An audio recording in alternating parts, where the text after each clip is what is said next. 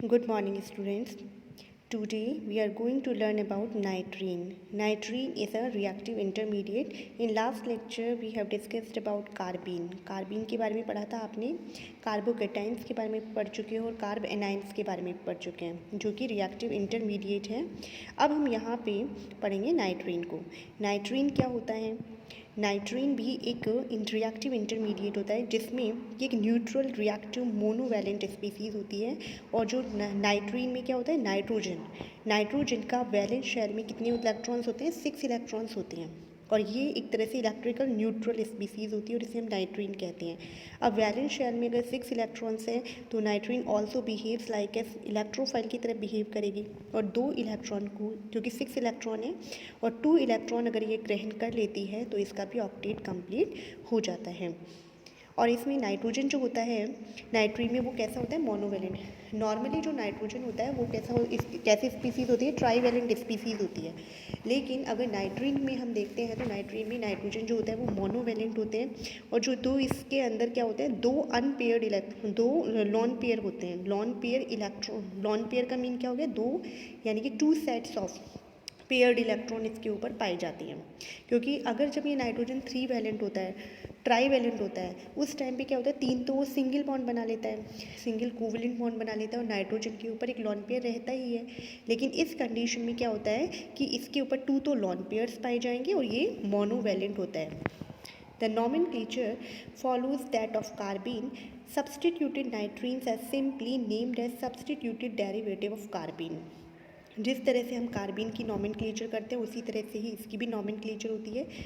जैसे यहाँ से एल्किल ग्रुप जो लगा हुआ है, बस हमको इसका अगर नॉमेनक्लेचर करना है तो हम बोलेंगे एल्किल. जो भी एल्किल ग्रुप लगा हुआ है उसका नेम बोलेंगे और साथ में लास्ट में सफिक्स लगा देंगे नाइट्रीन. तो जैसे इसका नेम क्या हो जाएगा? Phenyl nitrene. इसका हो जाएगा मीथेन सल्फोनिल नाइट्रीन. और RN है तो इसे हम बोल देंगे एल्किल नाइट्रीन. तो इस तरह से आपने देख लिया है नाइट्रीन क्या होती है. अब हम देख लेते हैं method of preparation. Method of preparation में फर्स्ट प्रिपरेशन है इसकी from hydrazoic acid. Hydrazoic acid से इसका फॉर्मेशन कैसे होगा? देखिए, हाइड्रोजोइक एसिड होता है HN3. HN3 को हम बोलते हैं हाइड्रोजोइक एसिड. अगर ये हाइड्रोजोइक एसिड जो होता है वो डीकम्पोज होता है तो डीकम्पोज होकर इसमें से नाइट्रोजन तो निकल जाता है, नाइट्रोजन मॉलिक्यूल निकल जाएगा और आपके पास HN यानी कि नाइट्रीन बन गई है.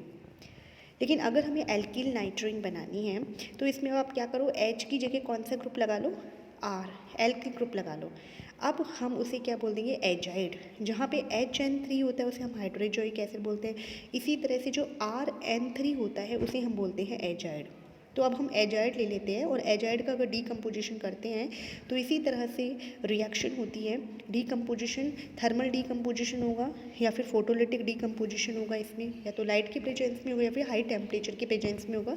डीकम्पोज होकर नाइट्रोजन मॉलिक्यूल यहाँ से बाहर निकल जाता है और नाइट्रीन एल्किल नाइट्रीन हमारे पास बन जाती है.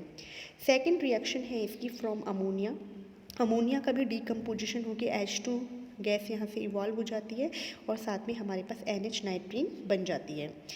अब आती है फ्रॉम हाइड्रोजीन. हाइड्रोजीन से भी हम इसका फॉर्मेशन कर सकते हैं कि हाइड्रोजीन जो होती है वो डीकम्पोज होकर यहाँ से अमोनिया मॉलिक्यूल अलग हो जाता है और HN नाइट्रीन आपके पास बन जाती है. तो इस तरह से आप इसी तरह से अगर हम नाइट्रो कंपाउंड्स जो होते हैं, जो नाइट्रोसो कंपाउंड्स होते हैं, अगर हम इनका भी डीकम्पोजिशन कराएं तो यहाँ से भी हमें नाइट्रीन बन सकती है. क्योंकि नाइट्रो कंपाउंड क्या होते हैं? एरल नाइट्रो कंपाउंड होते हैं, ArNO2 यानी कि नाइट्रो बेंजीन जिसे हम बोलते हैं. अगर आप इसका भी डीकम्पोजिशन कराते हैं तो आप क्या देखेंगे? O2 गैस यहाँ से निकल जाएगी और ArN यानी फेनिल नाइट्रीन का फॉर्मेशन हो जाएगा. तो इस तरह से ये सब इसकी रिएक्शंस होंगी. ये इसकी मेथड्स ऑफ फॉर्मेशन हो गई हैं. अब हम इसकी प्रॉपर्टीज़ देखते हैं. प्रॉपर्टी में मैंने आपको ये बताया था कि बहुत ही हाईली रिएक्टिव होगा. क्यों रिएक्टिव होगा? क्योंकि इसके वैलेंस शेल में 6 इलेक्ट्रॉन्स होते हैं और 6 इलेक्ट्रॉन्स हैं तो इसकी क्या होगी? It have stronger tendency to complete their octet. तो ये अपना ऑक्टेट कंप्लीट करने की स्ट्रॉन्ग टेंडेंसी होगी इसके अंदर. अब हम देख लेते हैं इसकी रिएक्शंस, केमिकल रिएक्शंस जो है. सबसे फर्स्ट रिएक्शन आती है इसकी इंसर्शन रिएक्शन।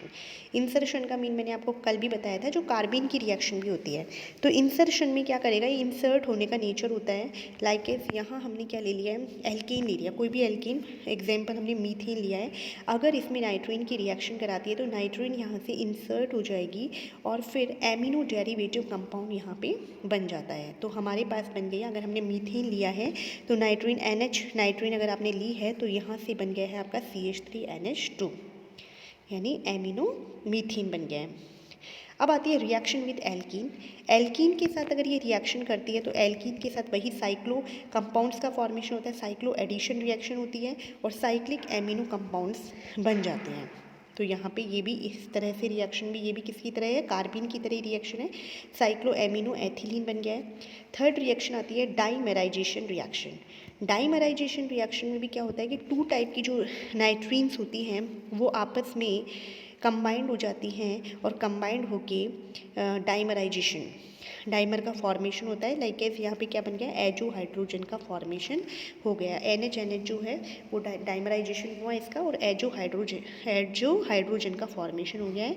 तो ये सब तो आपने पढ़ी है इसकी रिएक्शंस, केमिकल रिएक्शन ऑफ नाइट्रीन्स आपने यहाँ पे देखी हैं। अब हम आ जाते हैं इसकी क्लासिफिकेशन पे। क्लासिफिकेशन का मीन क्या है कि जिस तरह से आपने कार्बीन को क्लासिफाइड किया था टू टाइप्स ऑफ कार्बीन में, इसी तरह से जो ये नाइट्रीन होता है वो भी हम क्लासिफाइड कर सकते हैं उसे टू क्लासेस में। एक सिंगलेट नाइट्रीन होती है और एक दूसरी क्या होती है, ट्रिपलेट नाइट्रीन। सिंगलेट नाइट्रीन में क्या होता है कि जो नाइट्रोजन होता है उसका हाइब्रिडाइजेशन हुआ sp2 हाइब्रिडाइजेशन होता है इसके अंदर। तो एक sp2 हाइब्रिडाइज्ड ऑर्बिटल जो होता है वो तो बॉन्ड फॉर्मेशन में काम में ले लेते हैं और दो sp2 हाइब्रिडाइज्ड ऑर्बिटल जो होते हैं उनके अंदर अनपेयर्ड इलेक्ट्रॉन्स पाए जाते हैं, यानी कि लॉन पेयर वाले इलेक्ट्रॉन्स जो होते हैं अनशेयर्ड इलेक्ट्रॉन पेयर इनमें पाए जाएंगे। इसे हम बोलते हैं सिंगलेट कार्बीन। अब इसी तरह से अगर हम इसकी मल्टीप्लिसिटी निकालते हैं तो मल्टीप्लिसिटी निकालने में आप क्या देखते हैं, मल्टीप्लिसिटी निकालेंगे 2s+1 होती है मल्टीप्लिसिटी। s की वैल्यू होती है n/2, n बराबर होता है यहाँ पे नंबर ऑफ अनपेयर्ड इलेक्ट्रॉन। तो यहाँ पे अनपेयर्ड इलेक्ट्रॉन एक भी नहीं है तो हम यहाँ पे s की वैल्यू 0 आ जाती है तो इसकी स्पिन मल्टीप्लिसिटी आ जाती है 1। तो इसलिए हम इसे क्या बोलते हैं, सिंगलेट नाइट्रीन बोलते हैं जिसके अंदर sp2 हाइब्रिडाइजेशन होता है। एक होती है ट्रिपलेट नाइट्रीन। ट्रिपलेट नाइट्रीन जो होती है उसमें नाइट्रोजन sp हाइब्रिडाइज्ड स्टेट में होता है। इसमें से एक sp हाइब्रिडाइज्ड ऑर्बिटल तो बॉन्ड फॉर्मेशन में काम में आ जाता है और दूसरा sp हाइब्रिडाइज्ड ऑर्बिटल के अंदर पाया जाता है एक लॉन पेयर। और इसके अलावा फिर हमारे पास दो अनहाइब्रिडाइज्ड p ऑर्बिटल्स बच जाते हैं, pz और py।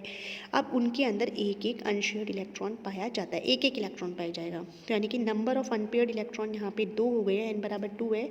तो हम s की वैल्यू होती है हाफ इंटू n से इसकी वैल्यू हो जाती है 1 और स्पिन मल्टीप्लिसिटी इस फॉर्मूले में जब s की वैल्यू पुटअप करते हैं तो हमारे पास इसकी स्पिन मल्टीप्लिसिटी आ जाती है 3। इसी वजह से हम इसे ट्रिपलेट नाइट्रीन बोलते हैं। तो इस तरह से आज आपने नाइट्रीन के बारे में देखा है जो एक रिएक्टिव इंटरमीडिएट है। इसके साथ ही एक दूसरा इंटरमीडिएट और होता है बेंजाइन। अब हम नेक्स्ट इंटरमीडिएट पढ़ते हैं बेंजाइन। बेंजाइन क्या होता है, देखिए बेंजाइन हम बोलेंगे जैसे बेंजीन क्या होती है, एरोमेटिक कंपाउंड ही है। अब उसके अंदर अगर की कोई एरोमेटिक रिंग है, बेंजीन बोल दो या फिर कोई एरीन बोल दो, जो भी, उसके अंदर क्या होता है, अगर एरोमेटिक रिंग में से दो ऑर्थो सब्सटीट्यूएंट जो होते हैं अगर वो रिमूव हो जाते हैं तो उसके बाद क्या है कि एक बॉन्ड और आ जाएगा, यानी कि कार्बन कार्बन के बीच में रिंग में एक ट्रिपल बॉन्ड आ जाता है।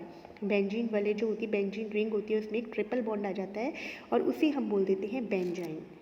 तो बेंजाइन के अंदर क्या होता है, एक बेंजीन रिंग होगी जिसके अंदर एक ट्रिपल बॉन्ड होगा, तो उसे हम बोल देते हैं बेंजाइन। बेंजाइन को हम इस क्या बोल सकते हैं, दूसरा नेम डीहाइड्रोबेंजीन भी बोल सकते हैं। डीहाइड्रोबेंजीन क्यों बोल सकते हैं, क्योंकि दो हाइड्रोजन यहाँ से निकले हैं तब जाके बेंजाइन का फॉर्मेशन हुआ है, तो हमने बेंजाइन को डीहाइड्रोबेंजाइन भी बोल दिया है। देखिए यहाँ पे बेंजाइन्स और arynes are highly reactive species derived from an aromatic ring by removal of two ortho substituents. Arynes are usually best described as having a strange triple bond, however they possess some bi-radical character as well. इसमें bye radical character ये रखता है, किस तरह से अभी हम आगे देखेंगे इसमें।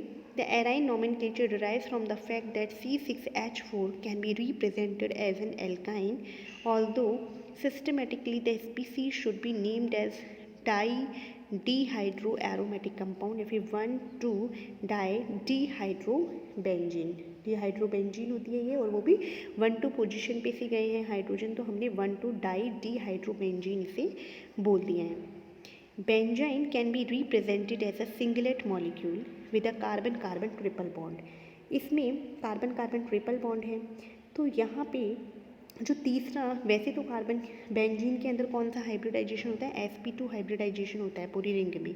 अब यहाँ पे जो एक एक्स्ट्रा पाई बॉन्ड बना है वो कैसे बना है, जो दो sp2 हाइब्रिडाइज्ड ऑर्बिटल होते हैं उनकी लेटरल ओवरलैपिंग से इसका फॉर्मेशन होता है, क्योंकि बेंजीन में सभी जो 6 कार्बन होते हैं ये सभी sp2 हाइब्रिडाइज्ड होते हैं। अब हम देखते हैं कि यहाँ पे एक ही ट्रिपल बॉन्ड आ रहा है, तो इसका मतलब जो sp2 हाइब्रिडाइज्ड ऑर्बिटल होते हैं दो पास वाले, उनके बीच में अगर लेटरल ओवरलैपिंग होती है तो ये पाई बॉन्ड का फॉर्मेशन हो जाता है, इसे हम एक्सटर्नल पाई बॉन्ड बोलते हैं। तो यहाँ पे एक तरह से बेंजाइन में दो पाई बॉन्ड हैं, जिनमें से एक पाई बॉन्ड तो नॉर्मल है और दूसरा पाई बॉन्ड जो होता है वो एबनॉर्मल होता है। एबनॉर्मल क्यों है, क्योंकि वो दो sp2 हाइब्रिडाइज्ड ऑर्बिटल की ओवरलैपिंग से बना है, लेटरल ओवरलैपिंग से, जबकि नॉर्मल पाई बॉन्ड जो होता है वो अनहाइब्रिडाइज्ड p ऑर्बिटल की ओवरलैपिंग से बनता है। तो इसे हम एक्सटर्नल पाई बॉन्ड के नाम से जान सकते हैं, इसे एक्सटर्नल पाई बॉन्ड बोलते हैं। देखिए यहाँ दिखाया हुआ है, यहाँ पे ये एबनॉर्मल पाई बॉन्ड क्यों बोला है, क्योंकि यहाँ पे sp2 हाइब्रिडाइज्ड ऑर्बिटल हैं दो, और उनके ही साइडवेज बोलते हैं, लेटरल ओवरलैपिंग से इसका फॉर्मेशन हुआ है। अब हम देख लेते हैं यहाँ पे प्रिपरेशन ऑफ बेंजाइन के बारे में। तो बेंजाइन का प्रिपरेशन सबसे पहले दिखाया है फ्रॉम हेलोबेंजीन। हेलोबेंजीन यानी कि हेलोबेंजीन क्या हो गया, जब एक बेंजीन में से एक हाइड्रोजन सब्सटीट्यूट हो जाता है बाय अ हैलोजन ग्रुप, तो फिर इसे हमने बोल दिया हैलोजन बेंजीन, हेलोबेंजीन। अब इस हेलोबेंजीन की अगर हम सोडामाइड के साथ रिएक्शन कराई है इन लिक्विड अमोनिया, तो किसका फॉर्मेशन हो जाता है, बेंजाइन का फॉर्मेशन हो जाता है। यहाँ देखिए NaNH2 से रिएक्शन हमने कराई है, यहाँ से ये H+ यहाँ से निकलेगा और ये बॉन्ड यहाँ बन जाता है, और साथ में X भी यहाँ से निकल जाएगा, तो NaX अलग हो गया है और साथ में अमोनिया यहाँ से अलग हो गया है, तो इसे हमने बोल दिया है बेंजाइन, यानी कि इसमें जो बना है वो क्या बोल दिया आपने, बेंजाइन बोल दिया है। तो ये हो गई है आपकी बेंजाइन फॉर्मेशन की मैकेनिज्म। NaNH2 के साथ रिएक्शन करानी पड़ेगी आपकी हेलोबेंजीन के साथ। अब यहाँ देखिए दूसरा आ रहा है फ्रॉम ऑर्थो डाई हेलोबेंजीन। अब ऑर्थो डाई हेलोबेंजीन में क्या है, दोनों हेलो ग्रुप लगे हुए हैं। अब इसमें अगर आपने इसे ट्रीट कराया है लिथियम अमलगम से या फिर मैग्नीशियम अमलगम से, लिथियम Mg को हम क्या बोलते हैं, लिथियम अमलगम से हमने रिएक्शन कराया है, तो हम क्या देखते हैं, बेंजाइन का फॉर्मेशन हो जाता है। तो ऐसे MgCl2 यहाँ से अलग निकल जाएगा और यहाँ पे एक ट्रिपल बॉन्ड इधर आ जाता है। थर्ड रिएक्शन है from benzene diazonium to carboxylic acid. Benzene है आपका डाई एजोनियम यानी कि N2 ग्रुप लगा हुआ है, diazonium to carboxylic acid, carboxylic group भी लगा हुआ है। अगर हमने इसे हीट किया है in the presence of heat या सनलाइट, मतलब हीट की प्रेजेंस में या फिर सनलाइट की प्रेजेंस में, आप क्या देखते हो कि यहाँ से N2 मॉलिक्यूल निकल जाता है और साथ में CO2 भी यहाँ से निकल जाएगी, और ये जो बॉन्ड है वो यहाँ पे बन जाता है, ट्रिपल बॉन्ड यहाँ पे बन जाता है और बेंजाइन का फॉर्मेशन हो जाता है। यहाँ पे देखिए ये जो हमने एरो से दिखाया हुआ है, ये बॉन्ड की डायरेक्शन दिखाई हुई है, किस तरह से दिखाई है, ये O नेगेटिव जो है, O नेगेटिव जो है इसने क्या किया, यहाँ बॉन्ड शिफ्ट किया, तो यहाँ C डबल बॉन्ड O हो गया और ये वाला बॉन्ड फिर यहाँ से ब्रेक हो गया, CO2 एलिमिनेट हो गया और ये कार्बन कार्बन के बीच में बॉन्ड बन जाएगा। अब फिर यहाँ से N जो होता है वो यहाँ से बॉन्डेड इलेक्ट्रॉन लेके N2 के रूप में रिलीज हो जाता है। तो ये यहाँ इसका फॉर्मेशन दिखाया हुआ है। अब हमने जो है क्या पढ़ा था, बेंजाइन के बारे में आपने पढ़ लिया है। अब हमारा एक लास्ट टॉपिक बचता है इसमें, फॉर्मल चार्ज। फॉर्मल चार्ज क्या होता है, फॉर्मल चार्ज और intermediate and other ionic species. कोई भी आयनिक स्पीसीज़ है या फिर कोई भी इंटरमीडिएट है तो उसके ऊपर फॉर्मल चार्ज की गणना किस तरह से करोगे। तो सबसे पहले तो आपको ये पता होना चाहिए कि फॉर्मल चार्ज आप कैसे निकालोगे। फॉर्मल चार्ज का मीन होता है कि किसी भी कोई भी आपके पास पॉलीएटमिक मॉलिक्यूल हो सकता है, फिर आयन हो सकता है, तो उसमें जो भी एटम्स होते हैं उस एटम के ऊपर जो चार्ज होता है उसको ही हम बोल देते हैं formal charge. The formal charge of an atom in a polyatomic molecule or ion may be defined as the difference between the number of valence electrons of that atom in an isolated or free state and the number of electrons assigned to that atom in the Lewis structure. देखो क्या है इसका formula, देखिए formal charge अगर आपको निकालना है तो ये किसी एटम का निकालोगे आप, तो आप पहले तो उस एटम का क्या देखोगे, उस एटम के अंदर आप देखोगे नंबर ऑफ वैलेंस इलेक्ट्रॉन्स निकालोगे कि नंबर ऑफ वैलेंस इलेक्ट्रॉन्स कितने हैं उसमें, minus number of unshared electron. Unshared का मतलब हो गया आयुग्मिक या फिर अनपेयर्ड बोलो, number of unshared electrons minus half number of electrons shared in a covalent bond. तो इस तरह से आप इसकी वैल्यू निकाल सकते हैं। अब देखिए हम इसी फॉर्मूले को रखेंगे और इसी फॉर्मूले को रखते हुए हम फॉर्मल चार्ज की गणना करेंगे। तो फॉर्मल चार्ज की गणना करने के लिए प्रोसीजर क्या होती है, जैसे सपोज़ आपको फॉर्मल चार्ज किसके ऊपर निकालना है, H3O+ है, ये एक आयन है हाइड्रोनियम आयन, इसके ऊपर आपको निकालना है। तो सबसे पहला स्टेप होता है कि draw the best Lewis structure for the molecule including all unpaired electron. सबसे पहले तो आप उसकी स्ट्रक्चर बनाओगे लीविस स्ट्रक्चर, जिसमें सभी अनपेयर्ड इलेक्ट्रॉन्स वगैरह सब आपको उसमें शो करना है। सेकेंड नंबर पर आप क्या करोगे, assign the formal charge to each atom.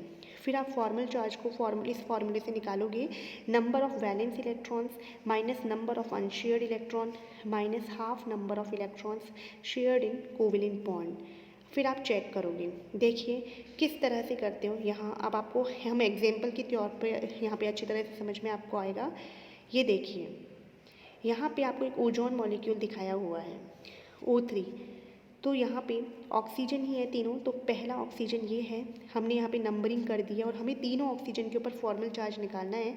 तो सेंट्रल ऑक्सीजन को हमने मार्क किया है 1 से, तो हम उसी फॉर्मूले में से पुटअप करते हैं। इसके वैलेंस इलेक्ट्रॉन्स कितने होते हैं इसमें, वैलेंस इलेक्ट्रॉन्स इसमें दिखा दिए हैं 6 हैं इसमें, माइनस 2 बराबर नंबर ऑफ अनपेयर्ड इलेक्ट्रॉन्स हो जाते हैं, माइनस हाफ। अब इसमें देख लेते हैं जितने भी इसके पास पेयर्ड इलेक्ट्रॉन मतलब जितने भी इसके कोवेलेंट बॉन्डेड जो इलेक्ट्रॉन्स हैं वो हमने यहाँ पे वैल्यू पुटअप कर दिया, हाफ इंटू 6 लिखा है।